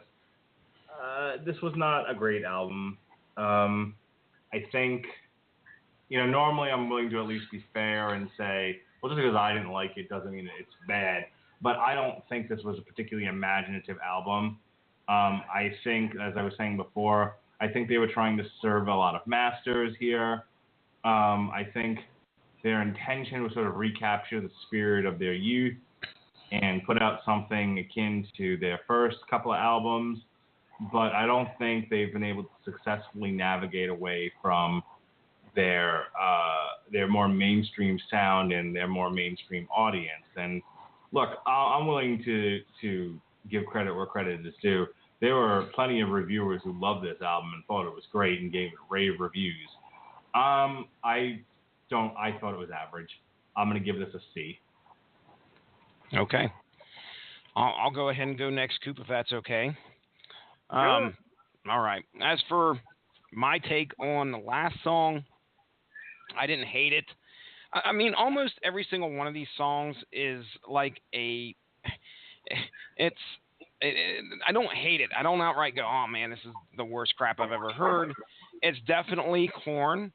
And it's just, I don't know. Man, we're not talking about anything off of this album that screams to me, okay, that's great. That's tremendous. There's some songs I like better than the rest, but there's nothing on this thing that stands out to me and I go, oh, that's the song right there. That is the shit. This album doesn't do that for me. And what I just decided to pop up here and take a look. We're coming off of 3 albums that we just listened to that I think are some of the best we've actually heard this year, which was maybe make that 2. Holographic Principle by Epica, I really enjoyed that, and Lordy, Monstereophonic. That was both of those albums are great. Some great stuff that we've listened to this year, and then we go to Korn. And one of the things that we say a lot on the Metal Hammer of Doom, one of those great phrases, words / terms that we use, is samey. Mm-hmm. And Korn, okay, I don't know how many albums you can do that almost sound the same as the same subject matter, the same blueprint for. If this is a return to form, great. And I really can't say a whole lot for their catalog, but from what I've heard on this album, prior to what I've heard on those first 2 or 3 albums that I ever listened to, it doesn't sound like a whole lot's changed. And it doesn't sound like they've got any much more heavier. They're just there. It's not anything that really comes off the page at me. So after whatever album this is, what did we even figure out what album this was? Like 10th album, or maybe less than that, maybe like 8th or something. It's the same Z Korn that I've heard before, and it gets a mediocre grade for me. I want to give it a B- though. Well, wait a second. I gotta mix it up. I can't be giving letter grades. That's Mark Radlich's thing. I'm gonna give it a thumbs. I'll give it a thumbs in the middle. How's that? All right. It's the same corny shit. No. Waka waka. Waka waka. This last song, pretty good song. Felt like a real strong way to finish the album. Album overall got some standout tracks. At least I feel. I feel like this album could probably grow on me a little more. There are some dynamics in it, but at the same time, those dynamics almost make an atmosphere that is, as we had said, samey. So, yeah, I mean, if you love Korn, like, I'm probably going to go shoot a text to my manager sometime this week and say, hey, have you listened to the new Korn album? Because he loves some Korn. If you love Korn, you're going to love this album. If you like Korn, you're probably going to like this album. If you don't like Korn, I'll say give it a shot, because I mean, it's got elements that people gravitate towards. There's plenty of good stuff. There's some good stuff in it. I don't quite see how it's getting all like 8.5s and 9s from people. I'd really give this more. At that too. I didn't understand I'd probably give this more 6 out of 10, 3 stars. Just like maybe a tick above average, just for the fact that this is kind of a return to what I've heard of as their form, and a great rise, including if you're the last album. These two albums have been far superior to Korn Step. So Korn Step, I'll give about 3 out of 5 stars. It's good. That's not something I'm going to go back and really remember or listen to once we hit 2017, but it wasn't a waste of time. I just want to add one thing to my thoughts here. I think where I've landed with this, as you guys were talking, is it's fine. I listened to it a couple times in the car while I was driving around, slapping my son and harassing my daughter, like I do because I'm a good parent, and I just. I listened to it a bunch of times so that so I knew what I wanted to talk about on this show. But as soon as this show is over, I will forget about this album. We keep talking about what are our 3 favorite albums of this year and what are our favorite tracks. And I know this is going to get just a rolling of the eyes from Cooper, but I really like the new fucking Jackal album. I could listen to Crazy. I didn't listen to it, so I have no idea. I just hope there's a chainsaw. I could listen to Crazy and, just because I'm drunk, 10 times in a row and not get bored of it. We didn't get a chance to review it. It's going to make my list for bands that we didn't get to review on our year-end special, but I can listen to Crowbot all day, and I want to share it with people. I've shared it with Jesse. I've shared it with my wife. The Crowbot makes me excited. Like I said, I was in a mood, and I went back and I listened to the Concrete Confessional, and I went back and I listened to the Divinity of Purpose. There are albums that I'll remember and go, yeah. Even though we talked about this a while ago. And it's not tremendously relevant anymore, I still remember it, and it still makes me happy, and I really like it. As soon as this podcast is over, I will have forgotten about this album, and in 2 weeks, if you ask me about, hey, do you remember that Korn album that we talked about, I'm going to say no. I don't remember.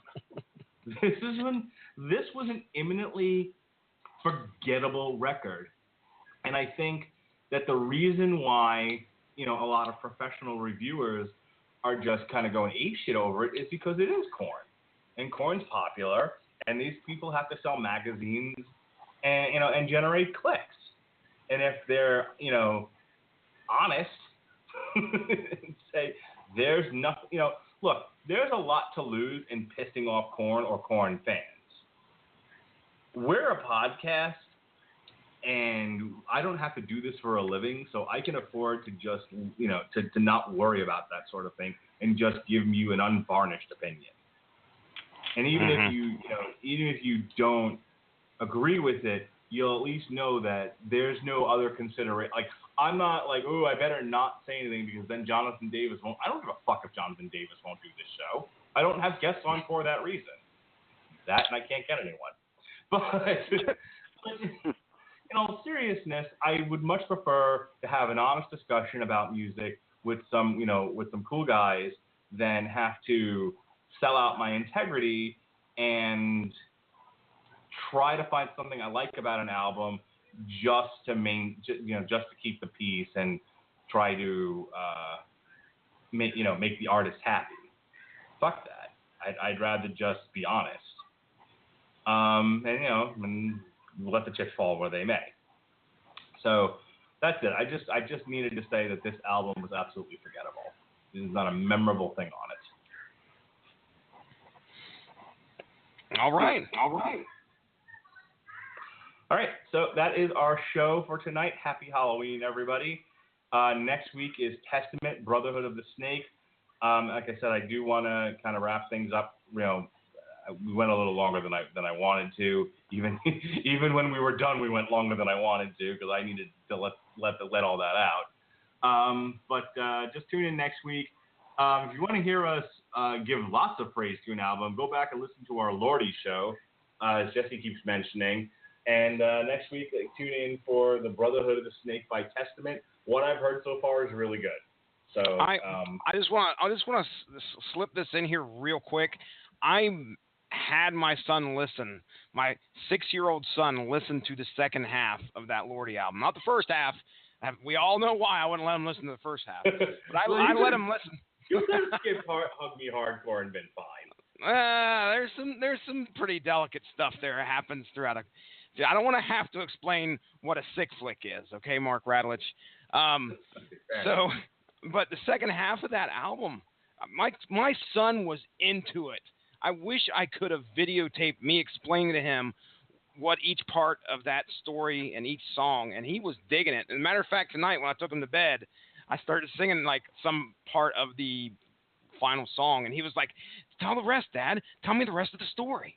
He was digging that album. So I'm very glad we covered that because that is something I would have never looked into in my entire life. A lot of fun. All right, now you got to go look up Trick or Treat. Yes, I do. Play it blasting out of your house along with Lordy come Monday. And speaking of Monday, Jesse, go ahead and just plug next week for me. Sure. Oh, okay. You don't want me to do the whole month. All right, then. October 31st, Gavin Napier joins me on Source Material, the resident comic book show here on the Radulich and Broadcasting Network, and we'll be discussing Witch Doctor, which is a 4-issue series that came out from Image, and it's kind of creepy. So Gavin's always had the Halloween spot on Source Material, and I'm always glad to have him on.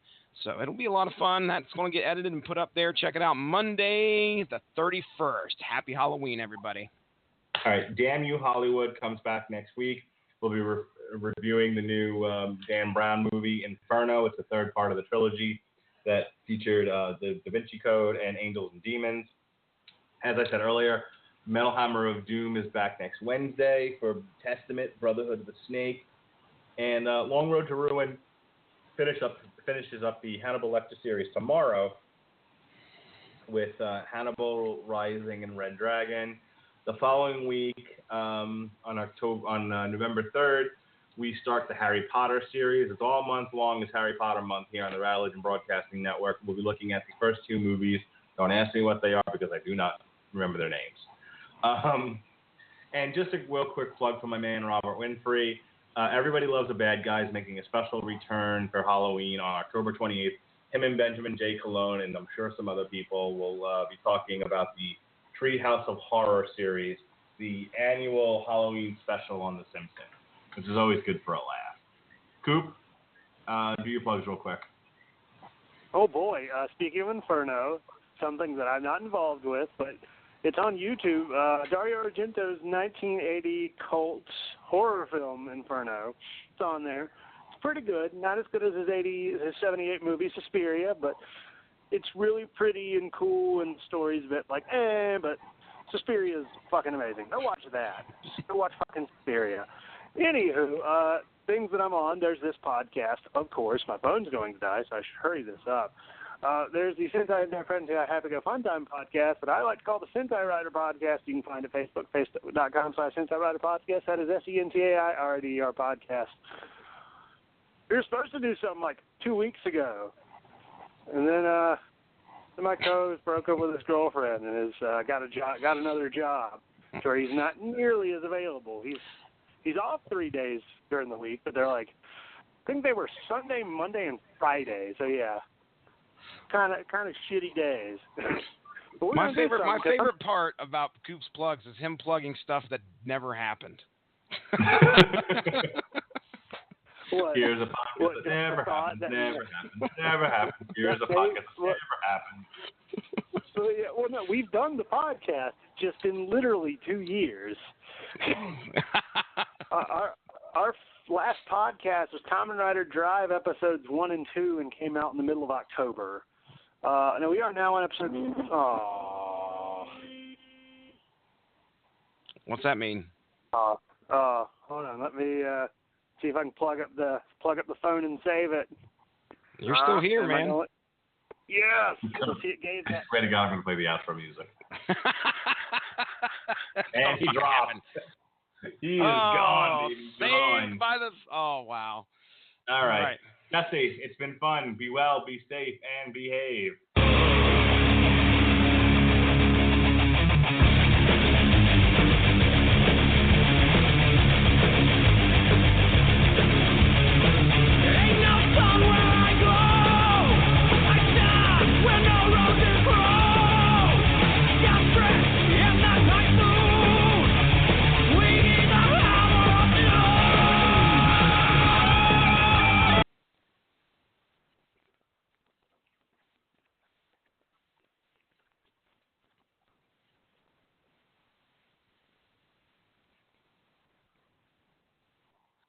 Your word is formaldehyde. Can you use it in a sentence? As you're sitting in your basement, you hit your vape, but then your mom walks in, freaks out, and starts listing the toxic chemicals you could be inhaling into your body, like formaldehyde. Which she singles out because it's the same chemical used to preserve your Uncle Rico's funky-smelling taxidermied fox. Formaldehyde. Vaping can expose you to toxic chemicals like formaldehyde. No need to spell it out any more than that. Brought to you by the Real Cost and FDA. With the American Express Platinum Card, you can earn 5 times membership rewards points on flights and prepaid hotels booked through Amex Travel. With all those points, you can make 5 times the memories. Experience 5 times the flavors. And feel 5 times the relaxation. Get more from where you go with the American Express Platinum Card. Learn more at americanexpress.com/US/explore-platinum. Terms and points cap apply.